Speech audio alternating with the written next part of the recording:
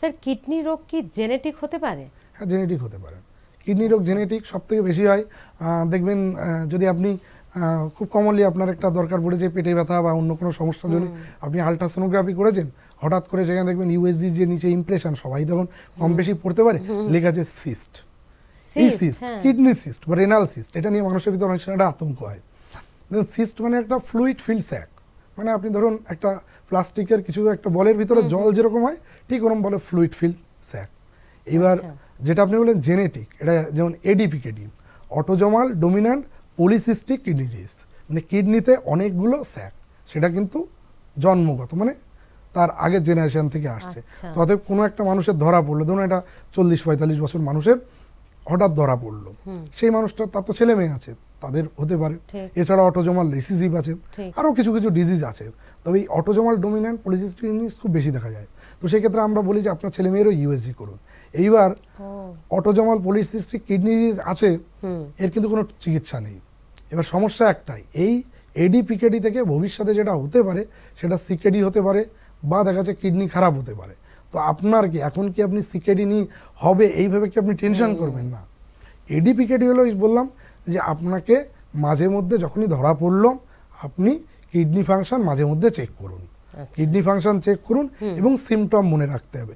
যদি কোনো সিস্ট, আর সিস্টের ক্ষেত্রে যদি সিঙ্গেল সিস্ট হয় খুব বেশি কিছু করা লাগে না। সিটি স্ক্যান করলে ধরুন একটা বসনিয়া ক্লাসিফিকেশান আছে, সেই টাইপের উপর আপনার দেখতে হবে যে কোন টাইপে পড়ছে। আর এই সিস্ট থেকে অনেক সময় ইনফেকশন হতে পারে, অনেক সময় হিমারেজ হতে পারে, সেই সময় আপনাকে খেয়াল রাখতে হবে। বা ওই যে আপনি যেটা কিছুক্ষণ আগে বলছিলেন ইউরিন দিয়ে মানে রক্ত বেরোতে পারে, হেমাচুরিয়া হতে পারে, ওই হেমাচুরিয়ারও একটা কজ হিসাবে আমরা ভাবতে পারি যে আমরা ডিফারেন্সিয়াল ডায়াগনোসিস করি যে ওর এডিপিকেডি যদি থাকে, আমি যদি জানি তাহলে কি সিস্ট রাপচার হয়েছে বা কোনো কারণে হেমারেজ হয়েছে বা কোনো কারণে ইনফেকশন হয়েছে, সেখান থেকেও কিন্তু এই যে ব্লাড এটা কিন্তু আসতে পারে। স্যার একটি মানুষের দুটোই তো কিডনি থাকে, তো দুটো কিডনির মধ্যে একটি যদি ফেলিওর হয় তো সেই মানুষটা কি একটি কিডনি নিয়ে স্বাভাবিকভাবে বেঁচে থাকতে পারে? হ্যাঁ, আপনি জন্মগতভাবে অনেকে দেখবেন আমরা ইউএসজি করেছে, তার দেখা যাচ্ছে যে হঠাৎ করে দৌড়ে এসছে দৌড়ে যে একটা কিডনি নেই আর একটা কিডনি আছে। হ্যাঁ, এরকম আছে, আমার পাওয়া যায়। কিন্তু ইউএসজিতে দেখা যাচ্ছে ওটা ছোট, যেটা হলো রুডিমেন্টারি। হয়তো দেখা যাচ্ছে জন্মগতভাবে ওর ওই কিডনি ফাংশন হচ্ছে দেখা যাচ্ছে 2 to 5% বা নেই, বাকি ওই একটা কিডনি দিয়েই কিন্তু চলছে। সে কিন্তু হয়তো এমনও ধরা পড়েছে, আমার নিজের একজন জুনিয়র, মানে সে ডক্টর, সে ডাক্তারি পড়তে এসে তার ধরা পড়েছে। একদিন হঠাৎ আমাকে বলছে, স্যার তখন জুনিয়র ছিল, দাদা এরকম আমার ইয়ে হয়েছে। মানে টেনশন করার কিছু নেই, তুই তো এতদিন ধরে তো বেঁচে আছিস, তোর কিডনি জন্মগতভাবে প্রবলেমটা তৈরি হয়েছিল, তো এটা নিয়ে টেনশন করার কিছু নেই। তাহলে দেখুন কিডনিটা ডোনেশন করবে কী করে? কারণ হচ্ছে কিডনি ডোনেট করে এই কনসেপ্টেই আমরা জানি যে কিডনি একটা দিলে যে মানুষটা দিচ্ছে সেই মানুষটাও সুস্থ থাকবে, আর একটা যে মানুষকে ডোনেট করা হলো সেও ভালো থাকবে। ঠিক এই জায়গায় একটা ভালো প্রশ্ন, মানে যে কেউ যে কাউকে কিডনি দিতে পারে না, যে কেউ যে কাউকে কিডনি দিতে পারে না।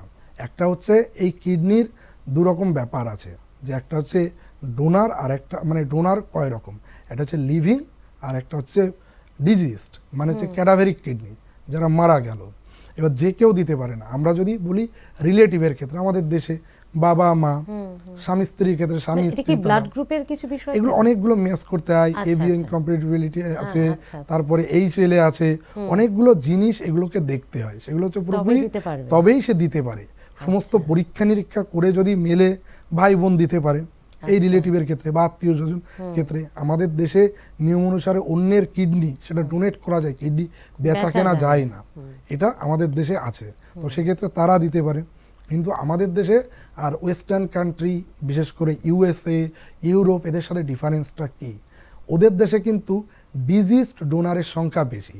তার মানে কি, ওই যে ক্যাডাভেরিক কিডনি, আমাদের এখানে যেমন ক্যাডাভেরিক কিডনি ট্রান্সপ্লান্ট হয়, সেগুলো দেখবেন খুব কম। হঠাৎ করে শুনবেন যে গ্রিন করিডোর করে কিডনি আনা হয়েছে, এইটা আপনি আপনারাই নিউজ করেন, একটা গ্রিন করিডোর করে কিডনি আসছে, মানে সব চ্যানেলের নিউজ।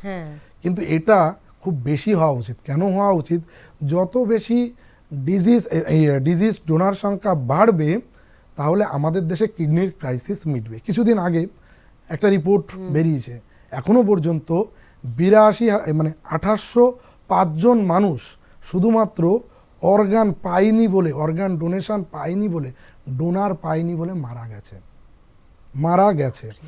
এখনো পর্যন্ত ওয়েটিংয়ে আছে ইন্ডিয়াতে রিপোর্ট 82,000 অ্যাপ্রক্স, তার ভিতরে কিডনির জন্য 60,000, কিডনির জন্য 60,000 লোক ওয়েটিংয়ে আছে কিডনির জন্য। এর জন্য আমাদের যে এই কিডনি ট্রান্সপ্লান্টের যে অর্গানাইজেশন আছে, নোটো যেটাকে বলা হয়, তারা কিন্তু মানে আমাদের রাজ্যে এক নিয়ম, তামিলনাড়ুর এক নিয়ম, সেই নিয়মগুলোকে তারা একটা চেঞ্জ করার জন্য বলেছে। এই এক সপ্তাহ 2 সপ্তাহ আগে রিপোর্ট। এইবার আমাদের দেশে এই প্রবলেমটা কেন হচ্ছে দেখুন, সবসময় তো লিভিং ডোনার মানে তার মা বাবা ভাই বোন তাদেরকে তো রোগ থাকতে পারে। এখন যদি ডায়াবেটিস থাকে, তার হাইপার টেনশন থাকে, বা ক্যান্সার থাকে, বা দেখা যাচ্ছে হেপাটাইটিস বি সি আছে, বা দেখা যাচ্ছে মেন্টাল ইলনেস আছে, তাহলে কিন্তু সে কিডনি দিতে পারবে না। তাহলে তাকে এবার ওই ক্যাডাভারিক কিডনির বা দান করা বা এই যে মরণোত্তর দেহ দান, এই কনসেপ্টটা বোধহয় এই এখনো কনসেপ্টের আমাদের মধ্যে অ্যাওয়ারনেসটা আসেনি। আমাদের কান্ট্রিতে অত্যন্ত কম।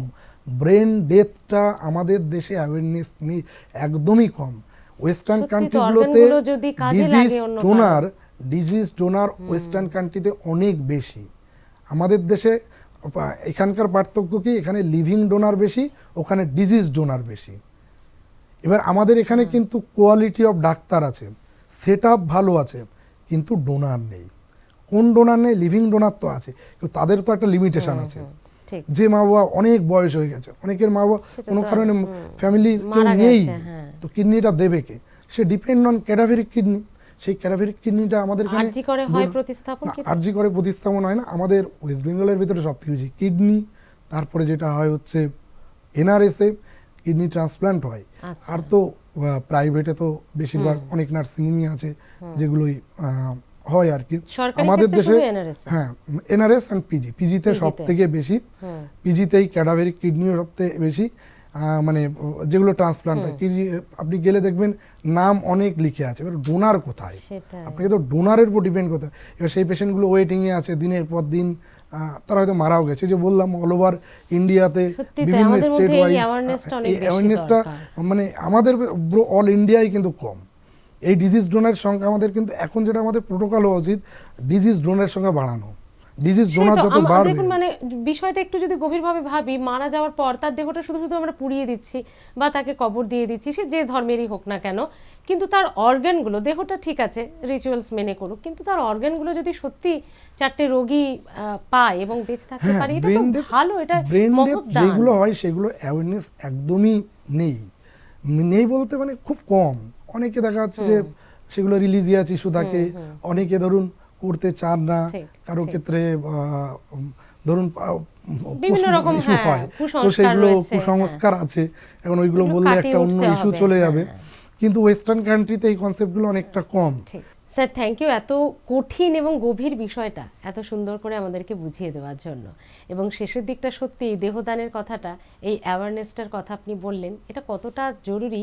82,000 ওয়েটিং লিস্ট, মানে কিডনির জন্য তারা ওয়েট করছেন, এবং সেটা অফিসিয়ালি, শুধু অফিসিয়াল রিপোর্ট। তার মানে আনঅফিসিয়ালটা কত লক্ষ আছে কেউ জানে না। আনঅফিসিয়াল, আনডায়াগনোসড, পেরিফেরালে যারা ইন্টেরিয়ারে আছে, যাদের ভিতরে হয়তো এই আমাদের দেশে এমনও তো জায়গা আছে যে জায়গাগুলোতে হয়তো ঠিকই। কিছুই অ্যাক্সেস পায় না, ঠিকই, তো তারা হয়তো সেক্ষেত্রে জানেই এটা না। হয়।